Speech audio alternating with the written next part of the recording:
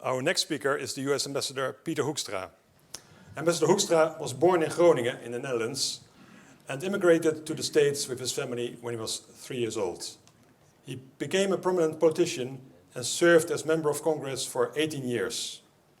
He was chairman of the very important House Intelligence Committee, and this position made him one of the 3 persons with access to top secrets. The other 2 were the President of the United States and the National Security Advisor. Let's give a warm welcome to Ambassador Hoekstra.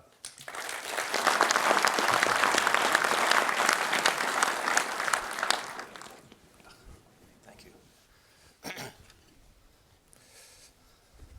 Good morning. It is great to be with you this morning. Thank you to Elsevier for putting this debate together.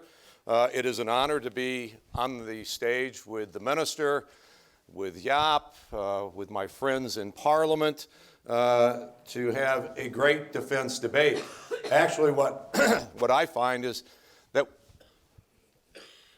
we are in tremendous agreement on the fundamentals of what it takes to keep an alliance safe and secure. Because it's more than just about a military capability. It is about what do we need to keep the United States and our allies secure. And the reason we have such a common understanding is that for 75 years, we've known what that structure needs to look like. From an American perspective, back in 1944, there was a conference called Bretton Woods, where America brought together allies to talk about what the post-World War II environment should look like. How would we rebuild and how would we restructure the world order so that we would have an opportunity for peace and prosperity? And really there were 3 pillars that were outlined.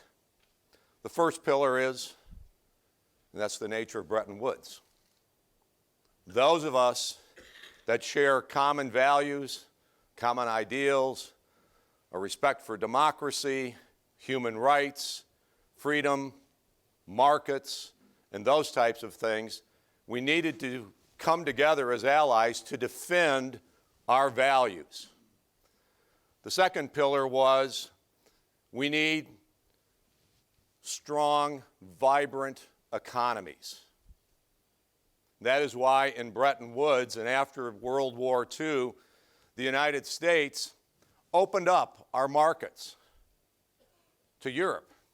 We recognized that Europe would not rebuild itself economically by selling to each other. They needed to have access to the U.S. marketplace. They could rebuild their economies. They could build factories. They could sell services and those types of things by providing them access to, at that point in time, an economy which comprised somewhere in the neighborhood of 45 to 50% of the world's gross domestic product. And that is what we did. And Europe, with that opportunity, rebuilt itself and built a strong economy. And the third thing that we felt that we needed is we needed a strong defense, deterrence posture with us as allies. And that is why we have NATO. And with that structure, very simply, remember I'm an old product manager from the office furniture industry, all right? Okay? So I like chairs. You have the 3 pillars, you support each of the pillars, and you have a stable platform. And that is what we have had for 75 years. And what we have found and what the minister talked about and what the Prime Minister talked about a couple of weeks ago is that today we have a system that is somewhat broken. Okay? Doesn't work the way it was intended to. And so America's argument at this time is that we need to go through 2 steps. The first is we need to take the current situation so that we get to this, back to a balanced perspective. And the second step that we need to do is, because we do face new challenges, is let's take a look at the future to make sure that we don't get into this position in 20 to 25 years again. We need to fix the current problems, and we need to address the problems that we see on the horizon. If you take a look at the three pillars today, what do we need to do to bring balance back into place? We're not worried about allies. We are committed to make sure that we have allies. Our values are intact. So the first pillar, we believe, is rock solid and strong. From an economic standpoint, the United States has gone to a point where we had 50% of, roughly 50% of the world's GDP, where today we have 20% of the world's GDP. The EU actually comprises 22%. You have a larger population and you have a larger economy than what the United States does. So what we're asking today is, let's make sure that we get to a point where the United States has the same access to European markets as what Europe has to the United States.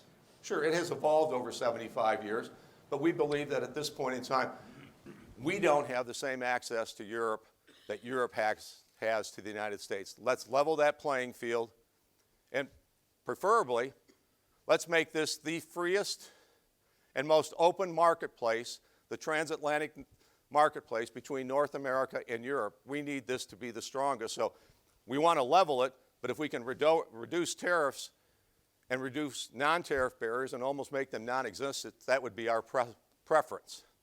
So those are the steps that we think we need to take now.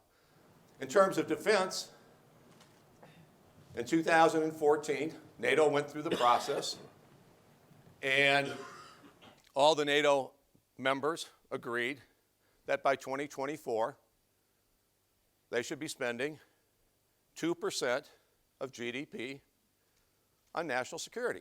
That would then give NATO the resources and the capabilities so that it would have a strong defense and deterrence posture. So we think that's not an unrealistic ask, that every member of NATO meet its Wales pledge by 2024. That's the first step. The second step that we believe, once we've accomplished that, to make sure we don't get into this position again in 15, 20 years, is take a look at the threats that we face today. Let me start with China. Although my speech is a little different today than what I was planning on yesterday afternoon. In that, from an economic standpoint, the situation is very different. We had a major world economic power that didn't respect intellectual property, did not allow access into their marketplace, steals secrets and ideas from other sectors, uses a merging of its private sector and government sector and predatory pricing to make itself a world leader in key industries. Cyber, technology, machine manufacturing, perhaps nuclear, and all of these types of things. And we believe that's unacceptable, and we believe that Europe and the United States should have confronted that challenge together. And then, of course, last night I'm watching TV at 10 or 11 o'clock here.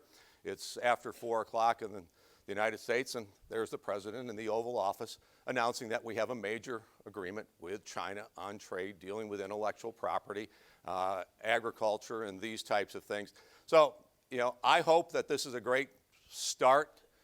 Both the Chinese and the Americans recognize that this is a phase one, and there will be phase 2 and 3. But hopefully what we will do is we will move China into a position where it respects the same kinds of values in the marketplace that Europe and the United States has. So I'm looking forward to seeing all of the details of this initial agreement. The second thing that we need to confront and talk about and have a discussion about is Russia. Montenegro, Moldova, the UK, Bulgaria, Crimea, Georgia, Washington, D.C. The Prime Minister talked about it a couple of weeks ago. The Minister referenced it today. We need to understand exactly and have a discussion about what is the threat from Russia.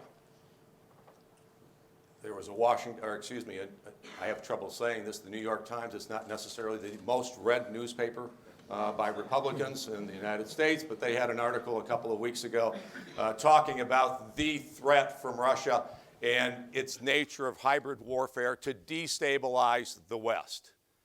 So we need to have a discussion about what is this threat. NATO is working on a lot of programs. It's working on mobility to get resources from where they are to where they may need to be if there is a conflict. The Dutch have been very, very active in this, and they've been good players in this.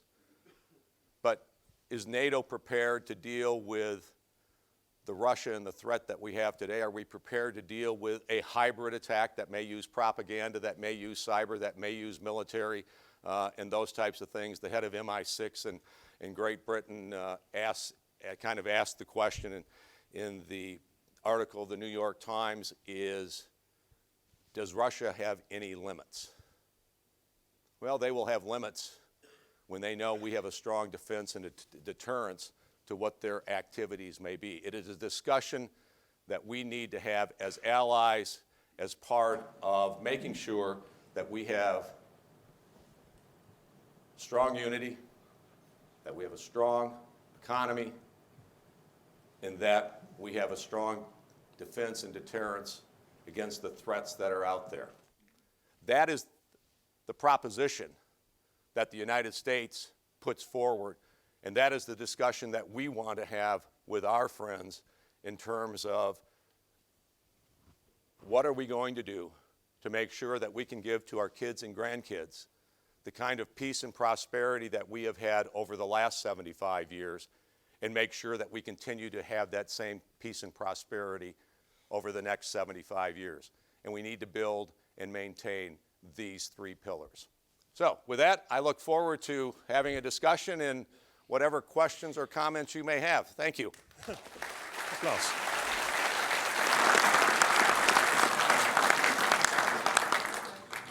So it's from, yeah. So you gave a very clear message with the three chairs. And now Erik Vrijsen will ask you some questions, and we'll also have the audience engaged. So, Erik, if you please. Well, thank you, Arendo. Mr. Ambassador, thank you very much for your historic analysis. And I have a question about the chairs, of course. But as this is a conference and speculation is always the most interesting part of politics, my question is about those chairs. Let's suppose, as I hope they weren't made in China. But, No. It looks as a decent Groningen craft work. Yes, okay. So, let's suppose, as the Minister Buitenveld said, the Netherlands falls short €6 billion on the defense budget. Mm-hmm. Because if we should fulfill the 2% NATO commitment, the budget should be far more higher than it is nowadays.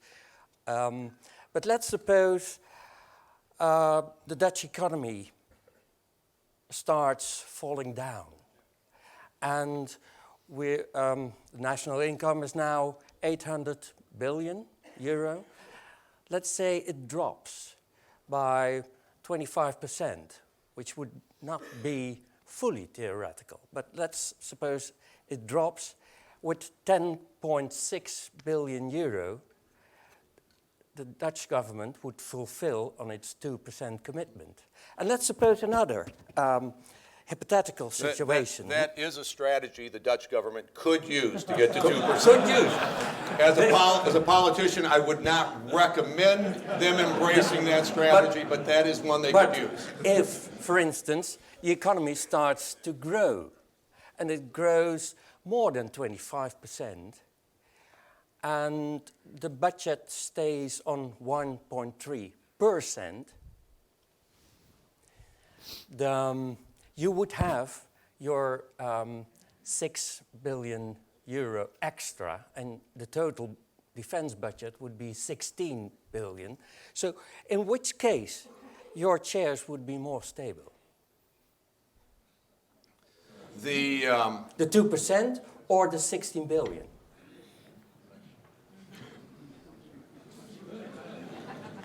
You know, it is, number one, I would be thrilled if the Dutch were at 1.3%. Okay? The second thing is, this is something that NATO agreed on as a measurement. Okay? And I'm assuming, I wasn't there when they had those discussions. This is something that I'm assuming that went on, you know, saying, well, what if economies grow faster, grow shorter, or whatever, you know, grow slower, or they decline, and those types of things. NATO came up with a measurement as 2% is the measurement that we are going to use. And from 2014, it is going to be the best measurement over that decade, and that is the goal as to where we need to be. And I find, you know, it's an interesting question. All right, but what I find is, take it to NATO, all right, and ask them to change the measurements and saying it's not an unfair measurement. Don't look away. Don't try to find an argument that makes 2% meaningless. This is the thing that you agreed to. It was not imposed on you. You knew all of these limitations and all of these possibilities when you agreed to 2%. Now don't try to come up with an argument to wiggle your way out of it. I'm sorry. Thank you for the answer. But now another fairly theoretical question. Let's suppose European allies start fulfilling their NATO commitment and they raise their defense spending. Some countries 3%, some countries 4%, even 5%. And the totals, nowadays, the US government, the defense budget of the US is $643 billion. European NATO members spend $264 billion on defense. Now let's suppose the Europeans start to grow their defense budgets. And some countries go 4%, 5%, 6% even, far more than United States. And they are closing the gap on the expenditure. Wat zijn waardeloze vragen allemaal die u stelt? At which level would the United States say to the European countries, now hold it, stop raising your defense, because you're going to be far more powerful than the United States is going to be? No, I mean, what a country decides to spend on defense is your business. Okay? You made the commitment to NATO to 2%. The United States, our other allies in NATO, are asking those who are not getting to 2% to be held accountable by the group in NATO. And if the Dutch want to spend 2.5%, because that's what they believe is necessary to fulfill all of the missions that the minister identified, which are different missions necessarily than what we would ask our military to do, that's okay. You can spend 2.5%. I don't care. Remember, NATO is our allies. We share the same goals, visions, and mission for the future. And if you want to build up your defense stronger, to do more to defend those values, and that, we're fine with that. We're not worried about whether Europe is stronger than the United States. We're not in competition with Europe on defense. You're our partner. You're our allies. Okay? I'd be thrilled if you were as strong and stronger than what the United States was. This is not our competition. Crystal clear. Let's go to the public. If someone wants to raise a question.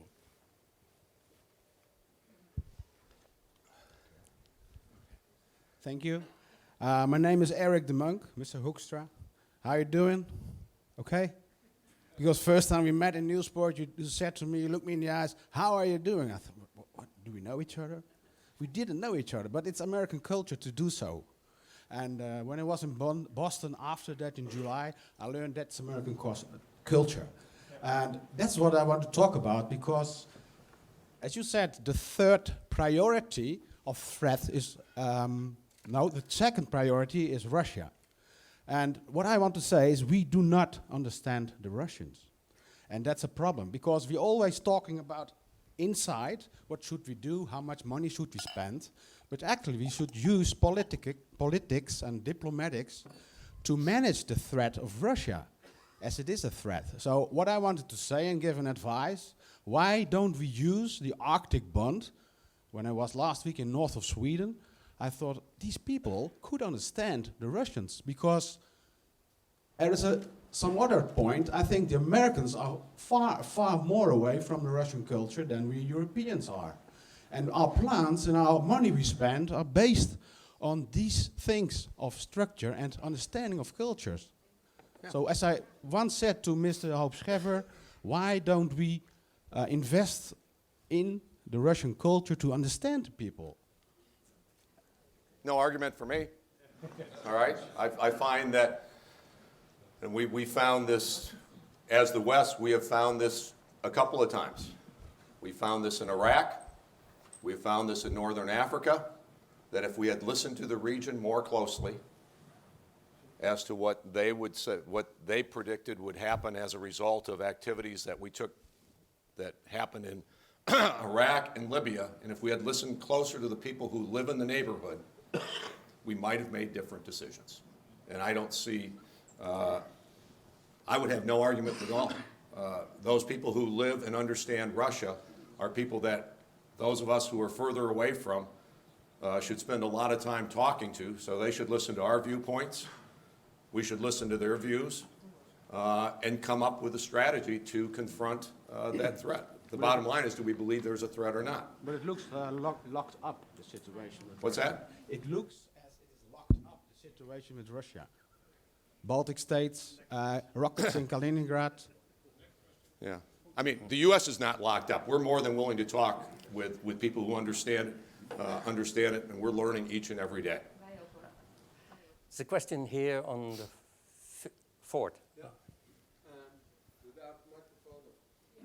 Yeah.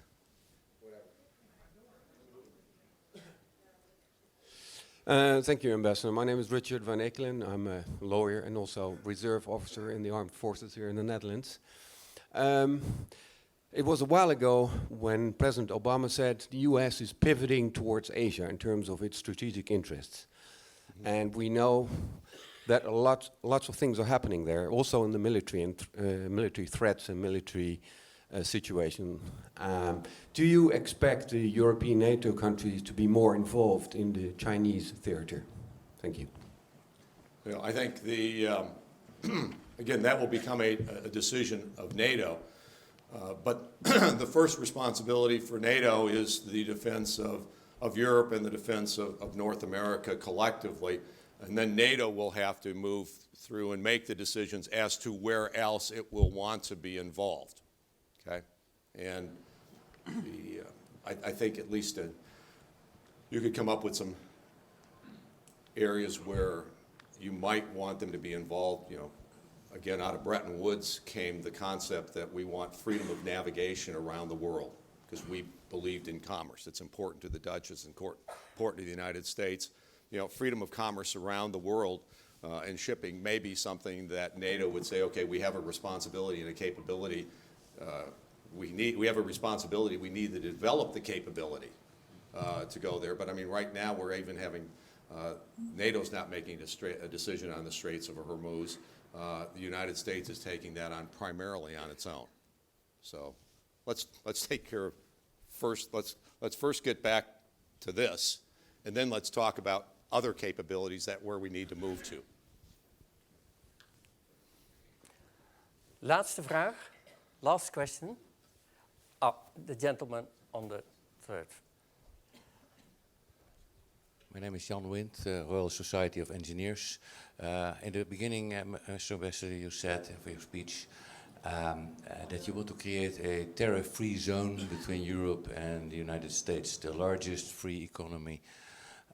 Could you explain how that relates to the Buy American Act, which was updated in 2018, and such an act does not exist in Europe, I believe? I don't know all the details of the Buy American Act. I'm assuming that may, I don't know if that reflects primarily to government purchases. Yes. In the defense sector. It is very important, as is, what is it, PepsiCo? What Europe is, what's? Petco, which is, all right. So as we go, so Europe is going through potentially, we don't like it. We don't like what you're doing with Petco. We think, is Petco? Pesco. I have trouble with all these Dutch words. Okay? But we're not happy with that. You may not be happy with the Buy American. All right? These are things that reflect a broken system that needs to be modernized. If we want to go through that, then Europeans would be justified in asking us about the Buy American Act and say, you ought to modify that, at least for your European allies, just like we are challenging what you are doing in Europe on that and opening up markets. And so it's all on the table. The objective we believe the objective should be as free and as open as possible so that Europe and North America continues to be the strongest economic alliance in the world. Because we believe that provides peace, prosperity, and security to future generations. Okay? Great. Thank you. Anyone want a chair? This is full price. You can get this at half price. No, but you may leave them on the platform as a symbol. We leave them? Yeah, we leave them as a symbol for what you said, yeah. They're very good. Yeah. And they are made in China. Are they? Hey, thank you. Thank you. Thank you. Thank you, Erik.